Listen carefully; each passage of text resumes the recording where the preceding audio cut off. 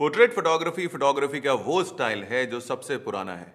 1839 के अंदर Robert Cornelius ने डिगारोटाइप कैमरा को यूज करते हुए अपना पहला पोर्ट्रेट लिया था। अपना पोर्ट्रेट मतलब सेल्फी। तो आज की डेट में जो आप सेल्फी लेते हो और लगता है ये नया कल्चर है, ये चलता आ रहा है 1839 से। फर्क सिर्फ इतना है कि अगर आप स्मार्टफोन के ऊपर अपनी पिक्चर खींच रहे हो तो उसको सेल्फी कहते हैं, और अगर आप प्रोफेशनल कैमरा के ऊपर अपनी पिक्चर खींच रहे हो तो उसको सेल्फ पोर्ट्रेट कहते हैं। पर अगर आप अपने कैमरा से किसी और की पिक्चर खींचते हैं तो उसको पोर्ट्रेट कहा जा सकता है। अब पोर्ट्रेट कहा जा सकता है, वो पोर्ट्रेट है नहीं, क्योंकि एक अच्छे पोर्ट्रेट के अंदर कुछ एलिमेंट्स का होना बहुत जरूरी होता है। और आज के इस वीडियो के अंदर मैं आपको ऐसी 5 टिप्स देने वाला हूं जिनको अगर आपने यूज किया तो आपकी पोर्ट्रेट फोटोग्राफी इंस्टेंटली बेटर हो जाएगी। और इस वीडियो को अगर आपने एंड तक देखा तो एंड में मैं आपको एक ऐसी बोनस टिप दूंगा जिसको अगर आपने यूज कर लिया तो आपकी पोर्ट्रेट फोटोग्राफी एकदम नेक्स्ट लेवल के ऊपर चली जाएगी। मेरा नाम है विपिन गौर, मैं एक फैशन एडवर्टाइजिंग फोटोग्राफर हूं और मैं भी पोर्ट्रेट्स खींचता हूं।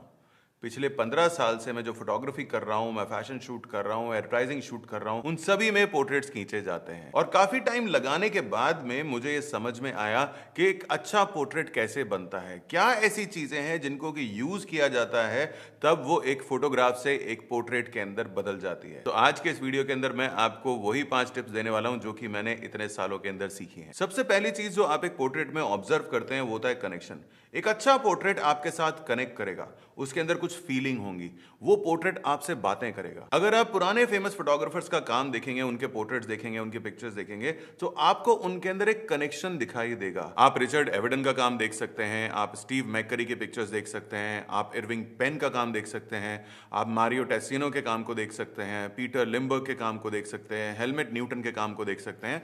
और ये सभी फोटोग्राफर्स बहुत ही फेमस फोटोग्राफर रहे हैं अपने टाइम के। आज भी हम फोटोग्राफी को स्टडी करने के लिए इन फोटोग्राफर्स की इमेजेस को ऑब्जर्व करते हैं, क्योंकि इनकी फोटोग्राफ्स के अंदर आपको लाइफ दिखाई देती है और एक पोर्ट्रेट के अंदर लाइफ होना बहुत जरूरी है। एक पोर्ट्रेट में अगर इमोशंस नहीं होंगे तो वो आपके साथ बात नहीं कर पाएगी, आपके साथ कनेक्ट नहीं कर पाएगी। और अगर एक पोर्ट्रेट आपसे बात नहीं करता, आपसे कनेक्ट नहीं करता तो वो पोर्ट्रेट नहीं, वो एक फोटोग्राफ है। और यही एक डिफरेंस होता है। सो एक अच्छा पोर्ट्रेट वही है जिसके अंदर इमोशंस हो, जिसके अंदर कनेक्शन हो, जो आपकी किसी ना किसी फीलिंग को टच कर सके। अब एक्सप्रेशंस के बाद में बारी आती है टेक्निकल चीजों की। और टेक्निकल चीजों की जब हम बात करते हैं तो सबसे पहले आपको सेलेक्ट करना होता है आपका लेंस, मतलब कि आप किस फोकल लेंथ के ऊपर अपना पोर्ट्रेट शूट करना चाहते हैं। तो जब आप फोकल लेंथ को सेलेक्ट करेंगे उस टाइम पर आपको 2 चीजों का ध्यान रखना है। पहली चीज, आपके सब्जेक्ट का फेस डिस्टॉर्ट नहीं होना चाहिए। दूसरी चीज, आपको उसके इतना पास नहीं जाना है कि वो अनकंफर्टेबल हो जाए, और आपको उससे इतना दूर भी नहीं जाना है कि आप उससे कम्युनिकेट ना कर सको। सो अब ऐसी फोकल लेंथ कौन सी हो सकती है?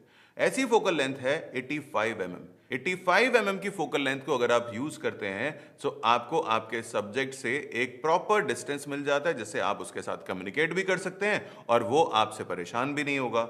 और दूसरी चीज, 85 mm की फोकल लेंथ से आपको फेस पर डिस्टॉर्शन नहीं मिलेगा। अगर आप 70 mm से नीचे की फोकल लेंथ यूज करते हैं तो आपको आपके सब्जेक्ट के बहुत ज्यादा पास जाना पड़ता है, जिसकी वजह से फेशियल स्ट्रक्चर डिस्टॉर्ट हो जाता है।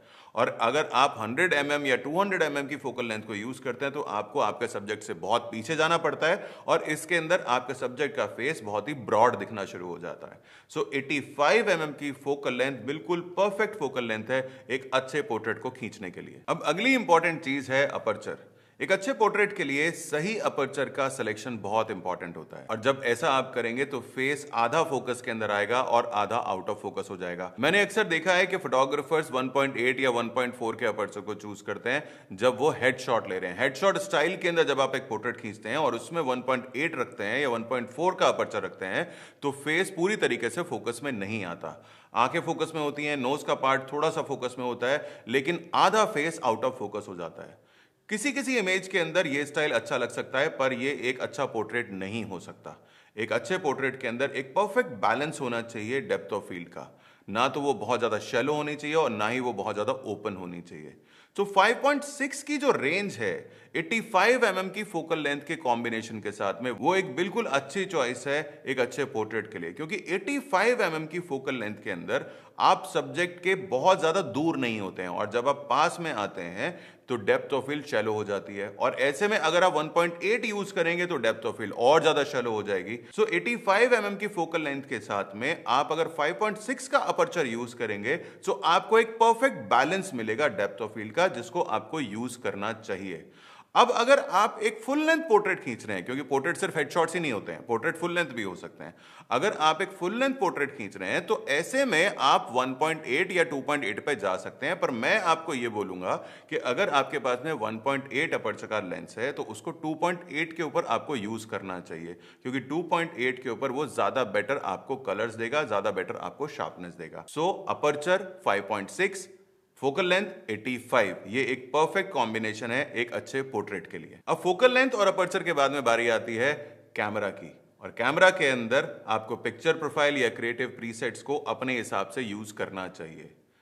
जब से हम डिजिटल कैमरास यूज करना शुरू हुए हैं और खास तौर पे डीएसएलआर से जब हम मिररलेस कैमरास की तरफ आए हैं, तो एक अजीब सी शार्पनेस, एक अजीब सा डिजिटल स्टाइल आपके पिक्चर्स के ऊपर आना शुरू हो गया होगा, जो कि मुझे पर्सनली पसंद नहीं है। मुझे पसंद है स्मूथ ग्रेडिएशन और शार्पनेस सिर्फ उतनी जितनी की मेरे को जरूरत हो।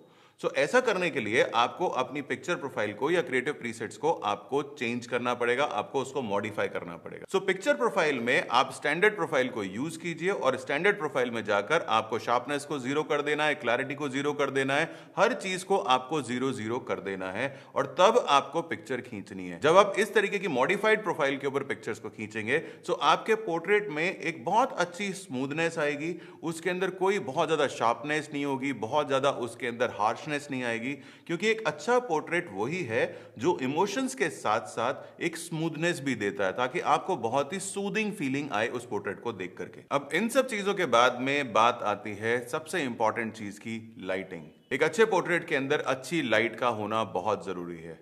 अगर अच्छी लाइट नहीं है तो चाहे आपने जितने मर्जी अच्छे एक्सप्रेशंस लिए हो, आपने कैमरा को सही से सेट किया हो, आपने लेंस का सिलेक्शन सही किया हो, पर अच्छा पोर्ट्रेट नहीं आ सकता। अब अच्छी लाइट क्या होती है? अच्छी लाइट का मतलब यह है कि एक सही डायरेक्शन से लाइट को लगाना, ताकि सही डायरेक्शन के अंदर शेडोज क्रिएट हो। अब शेडोज हार्ड रखनी है या सॉफ्ट रखनी है ये आपके हाथ में है, लेकिन एक अच्छे पोर्ट्रेट के अंदर सॉफ्ट शेडोज ज्यादा प्रेफर की जाती हैं।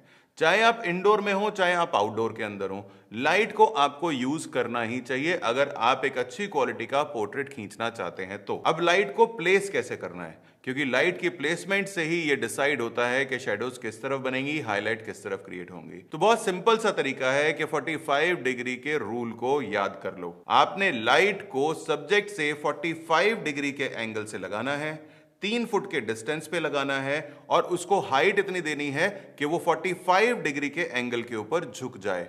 और हाइट और ये जो डिस्टेंस है ये आपका 3 फुट का हो सकता है। 3 फुट से ज्यादा आप 4 फुट पे जा सकते हो, लेकिन अगर आप उससे ज्यादा दूर जाते हो तो लाइट बहुत ज्यादा फैल जाएगी और आपको प्रॉपर शेडोज नहीं मिलेंगी। एक तरफ से लाइट और दूसरी तरफ से आपको फिल लगाना है। फिल लगाने के लिए आप सिंपल रिफ्लेक्टर का यूज कर सकते हो। तो स्टूडियो में तो बहुत अच्छे से आप इस तरीके से पोर्ट्रेट क्रिएट कर सकते हो, लेकिन जब आप आउटडोर में शूट करने के लिए जाते हो तो वहां पर आप लाइट को सब्जेक्ट के इतना पास नहीं रख सकते, क्योंकि आपको एम्बियंस को भी शूट करना होता है। सो लाइट को आप 4 से 5 फुट के डिस्टेंस पे ले जाओ, क्योंकि याद रखना कि आप 85 mm के ऊपर शूट कर रहे हो।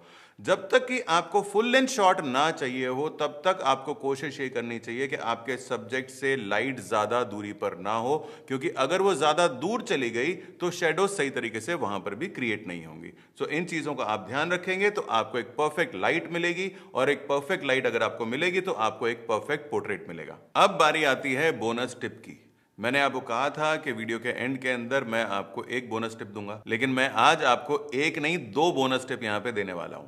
सबसे पहली चीज तो ये कि आपको आपके पोर्ट्रेट्स को एडिट ओवर नहीं करना चाहिए।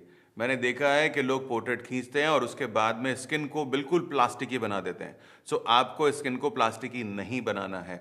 आपको एडिट सिर्फ इतना करना है जिससे कि स्किन के ऊपर जो अनइवननेस है उसको आप बैलेंस कर लो। अगर एक्ने वगैरह हैं तो उनको आप हटा लो, लेकिन जब आप ओवर स्मूथनेस अप्लाई कर देते हो तो वो अच्छा खासा खिंचा हुआ पोर्ट्रेट भी बर्बाद हो जाता है। सो ओवर एडिटिंग आपको नहीं करनी है, इस चीज का याद रखना है। और अगली बोनस टिप जो है वो है किस एंगल से आपको शूट करना है, क्योंकि कैमरा आपके हाथ में है, लेंस लगा हुआ है, सब्जेक्ट सामने है। अब आपके ऊपर डिपेंड करता है कि आप उस सब्जेक्ट को किस एंगल से शूट करेंगे। सो यहां पे मेरे पास में मेरा कैमरा है। आप सिंपल क्या करते हैं, आप इस तरीके से आप शॉट लेते हैं, और आजकल तो बैक स्क्रीन है तो बैक स्क्रीन पर देख करके आप इस तरीके से शॉट लेते हैं, लेकिन ये गलत है।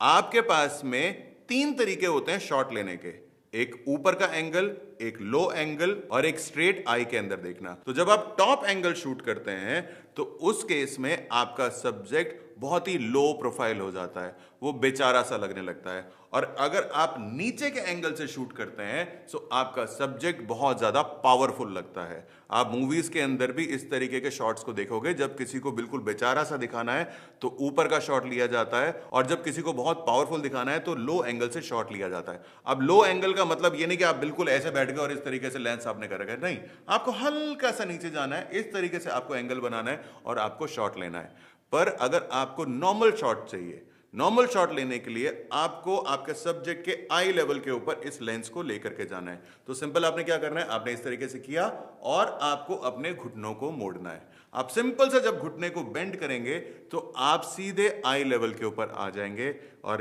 तब आपको जो पोर्ट्रेट मिलेगा वो बिल्कुल परफेक्ट एक्सप्रेशंस के साथ में एक बिल्कुल परफेक्ट पोर्ट्रेट मिलेगा। सो ये थी मेरी बोनस टिप। तो एज यूजुअल अगर आपके पास में कुछ सवाल है तो नीचे कमेंट बॉक्स में लिखकर आप मुझसे सवाल पूछ सकते हो। आपको वीडियो पसंद आया तो उसको लाइक जरूर करना, और मेरे चैनल पे अगर आप नए हो तो इस चैनल को सब्सक्राइब करना मत भूलना।